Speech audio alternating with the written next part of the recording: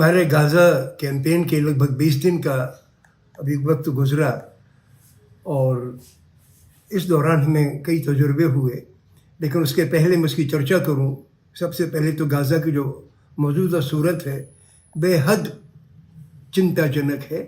बच्चों के ऊपर वही भूख नरसंहार का औजार इस्तेमाल किया जा रहा है। अन्न पानी बंद करके भूखा मारो, बम तो गिर ही रहे हैं, उस पर कोई किस्म की रुकावट नहीं आई है। तो एक तो ज़रूरत इस बात की है कि दुनिया की सरकारें हमारे हिंदुस्तान की सरकार को मिला के इस सवाल पर पहल करें, संयुक्त राष्ट्र संघ पहल करे इन सब से मिल के, ताकि फौरी तौर पर ये चीज़ रुके। और इसके लिए गांधी का रास्ता जो उन्होंने असहयोग का रास्ता बताया कि उस मुल्क से जो चरम लेवल की, एक्सट्रीम लेवल की ब्रूटैलिटी या भुखमरी पैदा करके लोगों को मार रहा है, उससे तब तक सहयोग ना किया जाए जब तक कि वो इस कार्रवाई को बंद न कर दे। एक तो मेरी दुनिया के मुल्कों से, हुकूमतों से ये निवेदन है। दूसरी बात मुझे जनता से कहनी है कि मेरे तजुर्बे में ये आया कि हिंदुस्तान के लगभग 70% आदमी या तो उनको जानकारी पूरी नहीं थी फिलिस्तीन के मसले की, लेकिन उनमें थोड़ी सी जागरूकता, ठीक है वहाँ क्या जरा बता तो दो। और जब उनको बताया तो उनको रंज हुआ, दुख हुआ कि बुरा हो रहा है। और सिग्निफिकेंट आधी जिनमें मैंने 5000 लोगों में जो पर्चे बांटे उसमें आधे लोग ऐसे ज़रूर थे जिनको इसका दुख था, क्योंकि उनको थोड़ी बहुत जानकारी थी और कहा ये एक तरफा लड़ाई, एक जुल्म है, ये रुकनी चाहिए। लेकिन हमारे हिंदुस्तान में मुझे ये महसूस हुआ कि जो लोग सरकार से जुड़े हैं, बड़ी बड़ी नौकरियों में हैं, बड़े बड़े कारोबार चलाते हैं, व्यापारी तबके के हैं, उनको गाज़ा के बारे में इल्म तो है कि क्या हो रहा है, लेकिन फिक्र नहीं है आवाम की, बल्कि एक तरीके का सुकून है। और 3 तरीके से वो हमारे अभियान को, हमारी बातचीत को डिरेल करने की कोशिश करते हैं और माहौल ऐसा बना देते हैं ताकि कोई एक आम शहरी चर्चा ही ना कर सके। बहुत एग्रेसिव तरीके से 3 बातें करते हैं कि क्या वो गाज़ा से क्या मतलब, हमें क्या मतलब, तो अपने देश की समस्याओं को देखेंगे। जबकि देश की समस्याओं के बारे में इनकी नज़र टोटली बंद है कि देश में कितना खौफ है नफरती ताकतों का।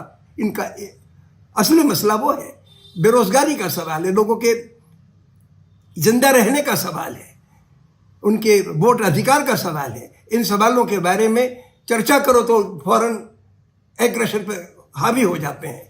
यानी देश के मसलों से तो इनको फिक्र है ही नहीं, और इल्ज़ाम दूसरों पे लगाते हैं। जो गाज़ा की बात करता है कि आपको देश की फिक्र नहीं, दुनिया की बात कर रहे हो, जबकि उसी दुनिया से इनका कारोबार 24 घंटे चलता है। इनके बच्चे विदेशों में पढ़ते हैं, इनके बच्चे या ये खुद कारोबार वहाँ चलाते हैं। उन हुकूमत से जो इस वक्त नरसंहार में आमादा है, उस हुकूमत से के सपोर्ट में तमाम किस्म की चीज़ें करते हैं, हुकूमत से करवाते हैं।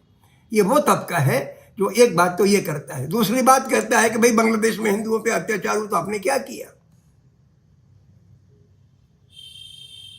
इनको बांग्लादेश के हिंदुओं के अत्याचार का एक मसला मिला है ताकि हिंदुस्तान में रहने वाले लोगों के ऊपर जुल्म कर सकें।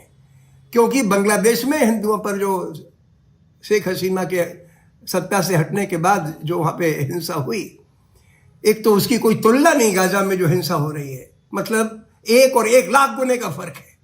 एक तरफ तो आप उसकी बकवास कर रहे हो, लेकिन ये बात सही है कि वहाँ पर हिंसा हुई, और जिन लोगों के ऊपर हिंसा हुई, माइनॉरिटीज़ के ऊपर हो के हिंदुओं पे, बहुत ही गलत थी। लेकिन उसके बारे में हमारी हुकूमत आवाज़ उठा रही है, हुकूमत इंटरवीन कर रही है, और हम जो कर सकते हैं हम महसूस कर सकते हैं। हर आदमी महसूस करता है। कोई भी सेकुलर आदमी, इस मुल्क का सच्चा आदमी, किसी भी आदमी पर माइनॉरिटीज़ होने की वजह से, छोटी जाति का होने की वजह से, गरीब होने की वजह से अगर उस पर जुल्म होता है तो उसकी शिद्दत को महसूस करता ही करता है। और ये तबका जिनको उनके लिए एक मौका मिल जाता है कि साहब उसका बहाना बना के उसको 100 गुना एम्पलीफाई करके पहले तो बताओ, और ताकि यहाँ के लोगों को जलील किया जा सके, यहाँ के लोगों को बांग्लादेशी कह के देश निकाले की धमकी दी जा सके, उनकी बस्तियाँ उजाड़ी जा सकें।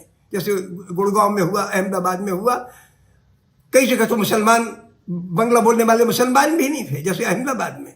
तो एक दूसरा मसला इनका बांग्लादेश का मसला खड़ा करके डिरेल करते हैं थिंकिंग को। और तीसरा मसला इनका ये है कि हमास ने हमला किया था,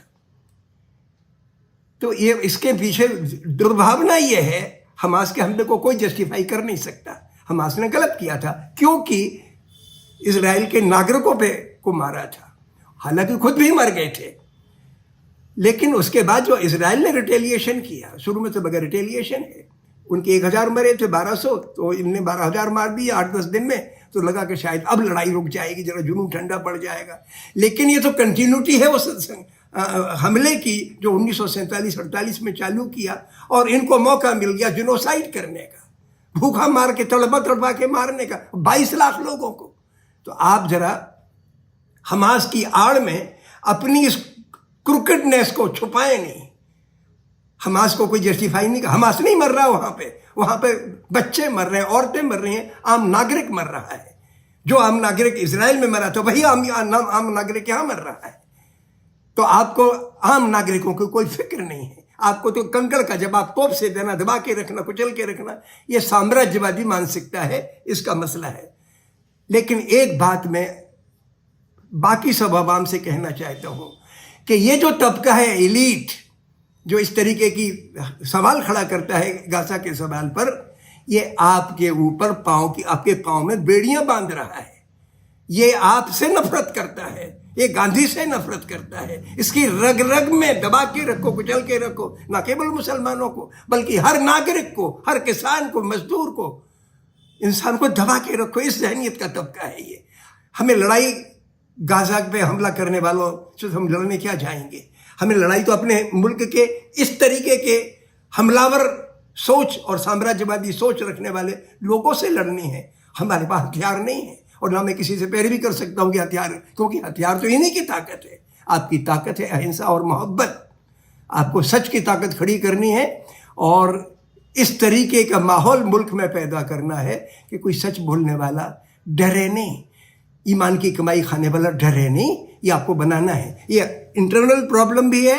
और अगर हमने ये किया तो हम अपनी हुकूमत पर को ये कह पाएंगे कि आपका काम कातिलों का समर्थन करना नहीं है। तब तक हथियारे से मुल्क से ना खरीदे जाएं, ना अपने छोटे मोटे युद्ध की सामग्री उनको दी जाए, ना उनसे जासूसी तंत्र खरीदा जाए जो इस तरीके की हिंसा में लगे हुए हैं, चाहे वो कोई मुल्क हो। धरती पर हमारी फॉरेन पॉलिसी का एक सूत्र हो सकता है, और वो ये कि हम हमलावरों का, एक्सप्लॉइटिंग क्लास का साथ नहीं देंगे, अवाम का साथ देंगे, अमन का साथ देंगे, मोहब्बत का साथ देंगे। दुनिया के अवाम अलग अलग नहीं है, एक ही है।